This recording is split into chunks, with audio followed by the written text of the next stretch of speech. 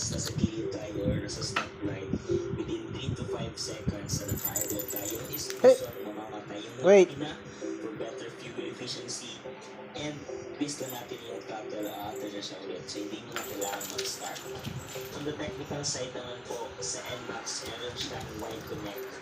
So pwede mo siyang i-connect sa yung phone for the wide connect app. And meron siyang mga useful na features or information like writing logs, last park location, Very good. and yung mga messages and calls na magkoconnect sa iyong digital panel.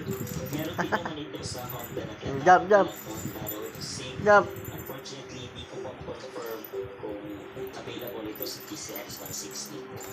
Back to tipid gas feature mga bay, NMAX sinatawag itong core technology, while sa Honda TCX is Enhanced Smart Power Plus. So same function lang sila mga bay. Very good talaga yung mami eh. Ang kulit-kulit eh. Yung feature naman po sa NMAX, tinatawag itong TCS or Traction Control System. While sa TCX 160, which is only available sa ABS version, yung HSTC or Honda Selector Auto Control. Yung gamit ng mga bay is ito pag-aay tayo sa babasa or maputek, and if may tendency na mag-skip yung ating motor, ina-adjust na yung ikot ng rear wheel o